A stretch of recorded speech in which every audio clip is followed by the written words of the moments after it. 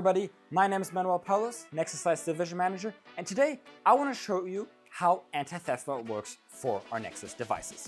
There's two different types. For a Nexus Shapes and Nexus Hilite, anti-theft mode comes in the form that you cannot unlink that device from a network and it blocks it from being used in any other setting.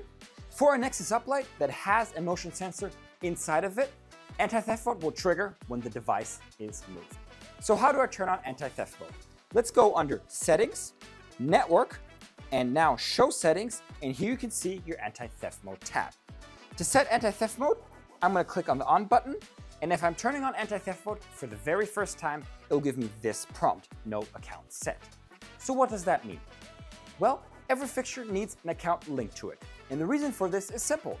If your device ever is stolen and it comes back to you and you've forgotten the password for your network, you can now recover your device through your account.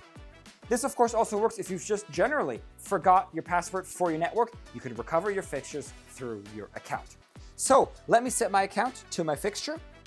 And now that I've set my account, it will come up with this prompt, and I have three different ways of using anti-theft mode. Silent means there will be no visual or audible notification on the device itself, reduced sensitivity, or normal operation. For this test, I'm going to click Normal Operation. And now, if I move my Nexus Uplight, it will give me an audible and visual notification. But I also get a notification on my app saying alarm is triggered. And to turn it off, all I'd have to do is simply press Disable.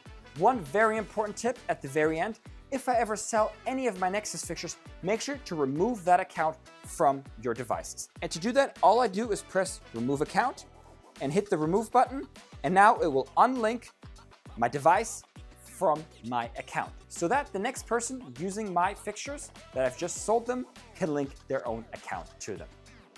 I hope this video helped you out. If you have any further questions, leave them down below, and thank you for watching.